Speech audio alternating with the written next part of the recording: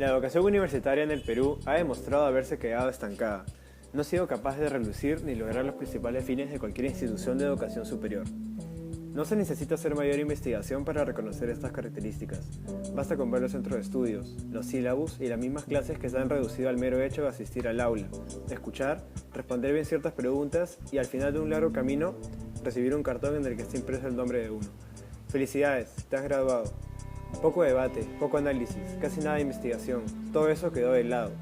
Se necesita adaptar a la velocidad de nuestra realidad. ¿Para qué investigar si todo está en la web? Sí, a eso se redujo la universidad. Por los últimos 20 años, las universidades estaban siendo reguladas por lo que se llamó la Asamblea Nacional de Rectores, o la ANR por sus siglas. Como su nombre lo dice, eran los rectores de las universidades de todo el país quienes determinaban las bases de la calidad, los permisos y las calificaciones sobre la forma en la que se estaba dirigiendo las instituciones educativas que vendían a miles de jóvenes el sueño de volverse profesionales. Sin embargo, en la legislatura 2011-2016, el ex congresista Daniel Mora se dedicó a presentar proyectos de ley enfocados en la educación, entre ellos la nueva Ley Universitaria 3022-0, la cual remeció el contexto político hasta ahora. Entonces, este proyecto que hemos hecho, ¿qué busca? Primero, la ley tiene un carácter binario, tiene un carácter de derecho fundamental, como señala la Constitución, y servicio público esencial. Nosotros hemos dado ese carácter. ¿Y eso qué significa? Que el Estado permanentemente debe tener los ojos puestos en la Universidad Peruana. Porque el artículo 16 de la Constitución señala claramente que el Estado garantiza la calidad educativa. La ley se basa entonces en que es derecho fundamental, que es servicio público esencial, su carácter binario, y tiene tres pilares: el ente rector, como el Ministerio de Educación como ente rector del sistema, la SUNEDU como ente supervisor y el SINEACE como ente acreditador. Nosotros queríamos que todas las universidades acreditaran calidad, por ejemplo, obligatorio. Queríamos, por ejemplo, que solamente se dieran título a nombre de la nación a aquellas universidades que estén acreditadas. Porque ¿por qué vas a tomar tú mi nombre? Tu universidad va a tomar mi nombre para dar tu título. Todas las universidades públicas y privadas, como que están en esta mesa, todas, deben cumplir un estándar mínimo de calidad. Ninguna universidad en el Perú debe existir pública o privada que no cumpla ese estándar mínimo. ¿Para evitar qué? Para evitar la estafa a los alumnos, para evitar la estafa a los padres de familia.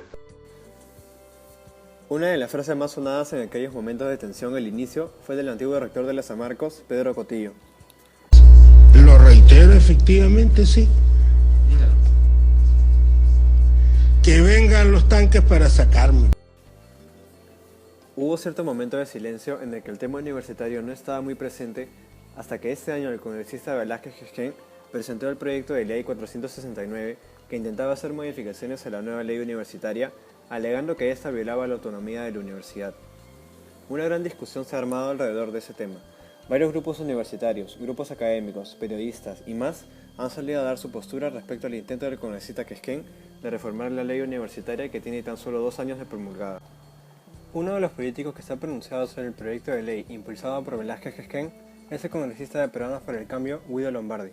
Me parece no solo un proyecto de ley con una óptica equivocada, sino un proyecto de ley que pretende devolvernos a la situación pasada que ya conocemos, que es convertir a la universidad en un negocio. Sospechas sobre los supuestos intereses detrás de este intento de reforma ha sido uno de los puntos que más se ha tocado y es ahí en donde este reportaje intenta enfocarse. En el seno de la Comisión de Educación del Congreso de la República ya figura en la lista de espera para su debate el proyecto de ley 469, la cual pretende modificar los artículos más importantes de la nueva ley universitaria, que hacen referencia, principalmente, a la conformación de la SUNEDU y a las acciones de fiscalización de las universidades públicas y privadas. Esa situación ha puesto en alerta a diversos colectivos estudiantiles, quienes han señalado que no pensarán 2 veces en salir a las calles para defender su derecho a una educación de calidad. Nos contactamos con Alan Bravo, dirigente estudiantil de la Universidad Federico Villarreal, para saber su opinión al respecto.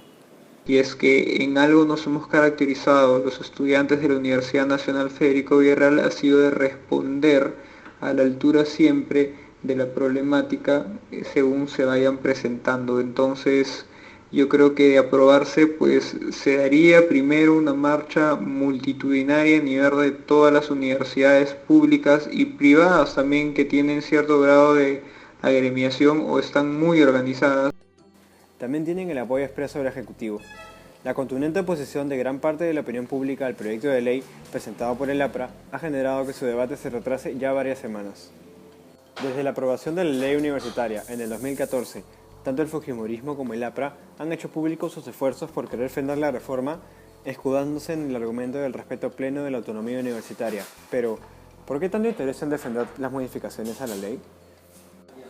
Para responder a este interrogante, decidimos revisar las hojas de vida que algunos de estos actores políticos consignaron ante el Jurado Nacional de Elecciones, JNE, para poder visualizar sus relaciones directas con las denominadas universidades rebeldes, aquellas opuestas a la reforma, lo que nos permitirá anticipar los posibles conflictos de interés que pueden surgir en un eventual debate del Pleno.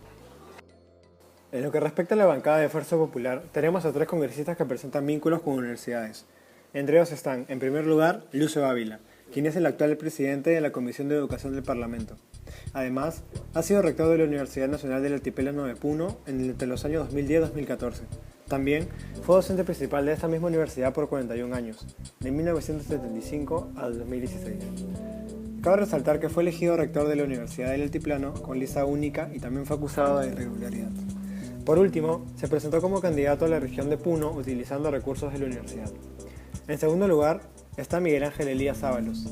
En su hoja de vida presentada ante el Jurado Nacional de Elecciones, registra el cargo de jefe de logística de la Asociación Universidad Privada San Juan Bautista, desde el 2004 hasta el 2016. Su hermano, José Luis Elías Ábalos, excongresista, es dueño de esa misma casa de estudios. Por último, está Osías Ramírez. El hermano menor del investigado Joaquín Ramírez no es ni profesor ni dueño de ninguna universidad. Sin embargo, es importante mencionarlo porque también es sobrino del dueño de la Universidad de las Peruanas, Fidel Ramírez. En lo que respecta a la bancada aprista, si bien sus congresistas no presentan ninguna relación directa con ninguna universidad, otros miembros del partido, pero sin cargo público, sí la tienen. Entre ellos, el exministro de Educación del APRA, Antonio Chang, es rector de la Universidad San Martín de Porres. El expresidente Alan García es jefe del Instituto de Gobierno de la Universidad San Martín. La ex viceministra de la Mujer, Dolores Tazaico, fue decana de las Facultades Sociales de la Universidad Federico Villarreal. Enrique Cornejo es el actual rector de la Universidad Simón Bolívar y está candidateando a la Secretaría General del partido. Es por ello que nos acercamos a él en busca de que nos explique su postura respecto al proyecto de ley presentado por el congresista Velázquez Jerjes. Ni uno ni el otro. Ni volver al sistema de la ANR con los problemas que generaba, ni mantenerse en este sistema que a mi juicio sí tiene un problema constitucional que rompe esa autonomía que debe tener, punto, la universidad. Ahora, hay que ser inteligentes para buscar el mecanismo que permita que las universidades sean las que intervengan, pero que las personas sean las idóneas. Para tener un concepto más conciso del término de autonomía, entrevistamos a Daniel Soria, abogado y magíster en Ciencia Política por la Pontificia Universidad Católica del Perú, PUC. La autonomía la podemos definir como una garantía de que las universidades tengan un ámbito de libertad para poder hacer ciencia y para poder transmitir conocimiento, ¿no es cierto? Por ejemplo, ¿no? Si nosotros estamos hablando que desde el Estado prohíben a las universidades públicas y privadas en general investigar sobre ciertos temas, ¿no es cierto? Entonces ahí sí estarían afectando la autonomía universitaria. Por eso es que el componente más importante de la autonomía es el componente académico, ¿no?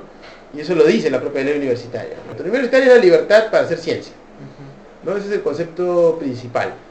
Entonces la pregunta es si la ley universitaria tal cual está planteada viola esa autonomía o no. Y la respuesta es no.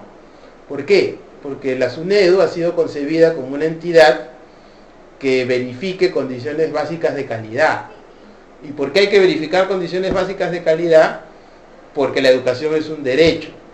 El deseo de ciertas cabezas universidades y quienes la acompañan de dirigir la educación universitaria sin ningún tipo de control se asemeja mucho a lo que sucedía en los Estados Unidos cuando este país entró en su peor crisis económica en 1929. Los empresarios de aquella época cerraban tratos y adecuaban la economía a su conveniencia e intereses sin ningún tipo de regulación, lo cual llevó a la gran crisis que marcó el país norteamericano.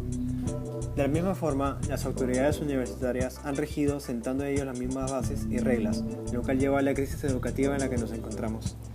Esta asimilación histórica ayuda a comprender la situación en la que se encuentra la educación y la necesidad de intervenir para asegurar una mejor calidad educativa para esta y las siguientes generaciones.